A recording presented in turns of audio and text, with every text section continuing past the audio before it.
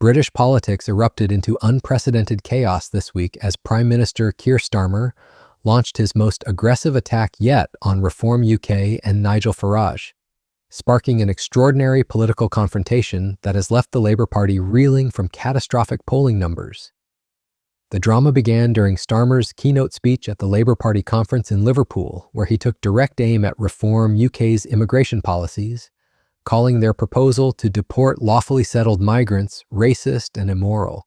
Reform policy, potentially to deport people who already live here. Do you think that's an immoral policy? Yes, I do. And I think this is fundamental to who we are as a country. We are a proud, tolerant country, reasonable-minded, live and let live, and we are a diverse country where people have come here for centuries to this country to make up who we are.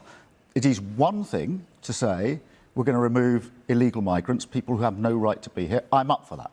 It is a completely different thing to say we are going to reach in to people who are lawfully here and start removing them. They are our neighbours. They're people who work in our economy. They are part of who we are. It will rip this country apart. And if you're patriotic, you want to serve the whole of your country, everybody in your country, and have an ability to bring that country together and walk forward towards the challenges. You cannot do that if you are divisive, if you only truly want to serve a section of our country. And that's why the fight with Reform is different.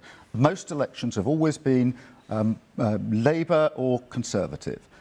This is a different election that we're facing. We have not had a proposition like Reform in this country ever before. We've seen it in France and Germany and plenty of other countries.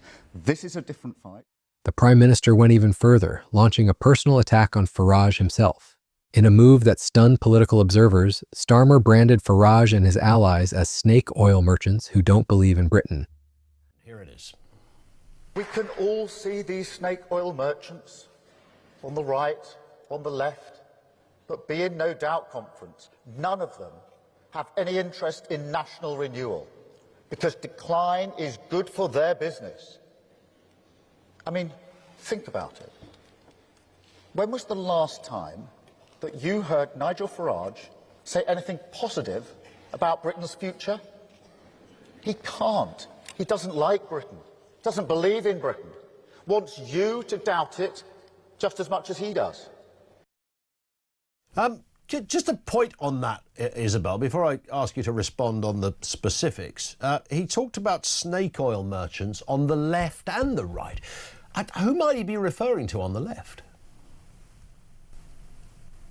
Slight at so-called fruit and nut, Zara Sultana and Well, Jeremy. that was my only thought, that it could be that. Yeah, but I sort of felt that he just chucked in the left thing just so that people wouldn't be able to write that he was going on and on 100%. about far right. 100%. You know, I think that's really the only reason that he did it. But the broad brush of what he said was that Nigel Farage doesn't like Britain, doesn't even... What happened next shocked even seasoned political journalists. Within moments of Starmer's speech ending, something unprecedented in British politics was about to unfold. Good afternoon. Well, the Labour Party conference is over. The second party conference of our governing Labour Party 400 won across the general election with a today. Reform want the benefit system to be for UK citizens, for British citizens only, not for foreign-born nationals. Reform want foreign criminals removed from our country ASAP. Labour says these policies are racist and immoral, and by implication, Reform supporters, Reform voters, Reform sympathisers are racist too. Yes, if you think we should control our borders, you are, by the definition of the Prime Minister and his cabinet, all racists. Now, I don't normally worry about abuse being thrown at me. I've got kind of used to it over the course of the last few years. But to accuse countless millions of being racist is a very, very low blow. Why? Well, this language will incite and encourage the radical left. I'm thinking of Antifa and other organisations like that. It directly threatens the safety of our elected officials and our campaigners. And frankly, in the wake of the Charlie Kirk murder, I think This is an absolute disgrace. I used to think the Prime Minister was a decent man, somebody that I could talk to and chat to. We might disagree on worldview, but I thought he was a profoundly decent human being. I am completely shocked at his behaviour. I hope when he wakes up tomorrow morning, he feels ashamed of what he has done. This is a desperate last throw of the dice from a Prime Minister who's in deep trouble, a Prime Minister who can't even command the support of half of his own party. But I'm sorry to say, I now believe that he is unfit to be the Prime Minister of our country. His bizarre attempt this Nigel Farage delivered an immediate, blistering response to the Prime Minister's attacks. In 20 years of covering British politics, journalists present had never witnessed an opposition leader respond in real time to a government keynote speech. Farage accused Starmer of descending into the gutter with his rhetoric, warning that such inflammatory language could incite violence against Reform UK officials and supporters. The Reform UK leader didn't hold back in his counterattack. He declared that Starmer had shown himself to be wholly unfit for office, arguing that the Prime Minister's 30-year opposition to British sovereignty proved he doesn't believe in Britain and is unfit to be Prime Minister. I think the Prime Minister was a decent man, somebody that I could talk to and chat to. We might disagree on worldview, but I thought he was a profoundly decent human being. I am completely shocked at his behaviour. I hope when he wakes up tomorrow morning, he feels ashamed of what he has done.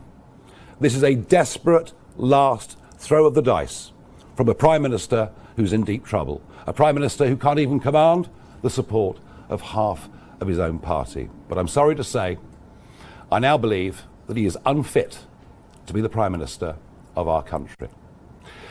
His bizarre attempt this afternoon to invert patriotism and the love of flag was quite extraordinary. This is still the Labour Party of Gordon Brown. Remember that bigoted woman who talks about mass immigration? It's still the Labour Party of Emily Thornberry, who thought the Cross of St George on a van in Rochester was something truly awful.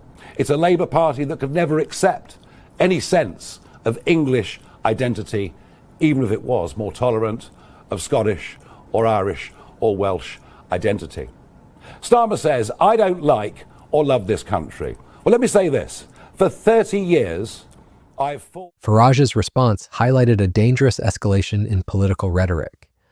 He argued that calling people who want controlled borders and illegal deportations racist was essentially labeling over half the country as racist. That they're racist. It is a stupid, weak thing to do from a Prime Minister who I'd always thought was a perfectly reasonable human being. But to use that word repeatedly, to get your cabinet to use that word, all that is doing is inciting ill feeling against Reform, its elected officials, our campaigners. And I would have thought that in the wake of the Charlie Kirk murder, it's just about the last thing he should have done. I hope this Prime Minister wakes up tomorrow ashamed of himself. And I'm now of the view he is wholly unfit to be our Prime Minister. Huge and important to say. By the way, opinion poll of Labor members, 53% of them say it's time to move on from this bloke. So this is the desperate phase of his leadership, but it's also the disgraceful phase because, as you said, Nigel, and it's really important to stop down on this, right, which is, you know, all the conversation about America is, the rhetoric's all up through the roof, right? If you want to keep telling people that if this bloke gets elected, it's the end of the country, it's the end of democracy, then we know how absolute maniacs interpret that on the other side of things, and they somehow believe that the cause is greater than the consequences, and God forbid that's even in anyone's mind. But if you've got day after day after day the supposedly responsible... This confrontation comes at a perilous time for Labour. Recent polling suggests that if an election were held today, the party would win fewer than 100 seats, a catastrophic decline from their landslide victory just 14 months ago. The party that once commanded a massive parliamentary majority now finds itself in freefall, with voter satisfaction at rock bottom. Only 1% of voters believe Labour has exceeded expectations since taking office. Legendary pollster Stan Greenberg, who has advised Democratic campaigns in America, believes Labor's collapse stems from fundamental strategic errors. He argues that Labor is naturally a 45% party that has fallen to the 20s due to poor campaign decisions and a failure to address voters' core concerns about immigration, cost of living, and national identity. Interestingly, Greenberg suggests that Donald Trump has replaced Brexit as the defining factor in British politics, with attitudes toward Trump now determining political allegiances in Britain. Conservatives to write their election manifesto to say we will not pull the three main levers of tax. Do you think they should do a U-turn? Yes. Oh. I hadn't even finished the question. Yes, Well, it was a very long question, Laura, to be fair. No wonder I hadn't finished it. Yes. No, they need revenue, they need investment, they need a whole new formula, they need growth, they need a closer relationship with the EU that also produces growth. They need a new formula, including tax, that enables them to act.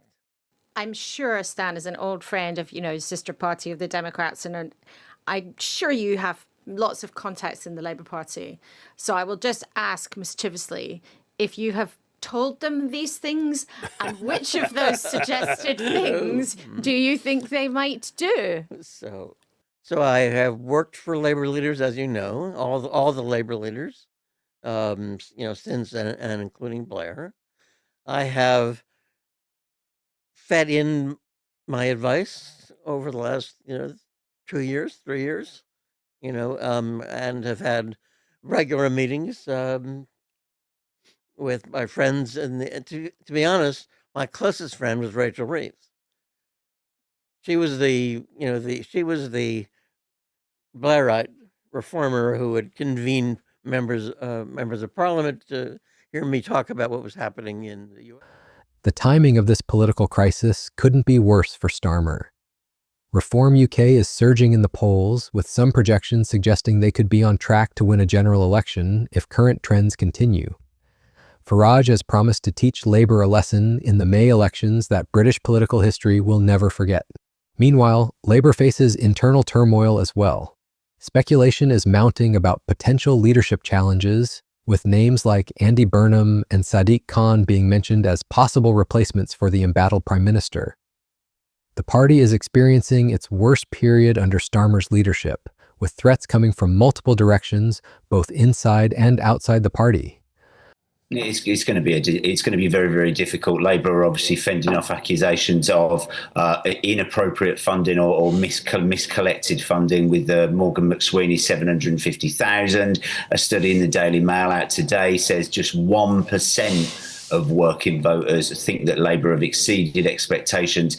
They're getting it in the neck on immigration, they're getting it in the neck on cost of living. And of course, Keir Starmer has almost to throw a dead cat on the table, announced plans to have national ID cards, something that wasn't in his manifesto. And now there is talk, of course, of potential rivals appearing, and big name Labour rivals at that. Andy Burnham has been linked with mounting a leadership charge. And just as that sort of died down a bit, Sadiq Khan in the Telegraph is now being linked with the main job. Sadiq Khan only a couple of weeks ago had said that he was looking to do a fourth term, but perhaps in light of recent struggles with the Prime Minister, particularly in the last 2 weeks, let's face it, this has probably been the worst 2 weeks that we've seen for Sir Keir Starmer. Sadiq Khan is now rumours of maybe thinking of leaving his role as London Mayor and maybe not doing the fourth term as London Mayor, but looking for the big seat. Of course, any suggestions of Andy Burnham and Sadiq Khan,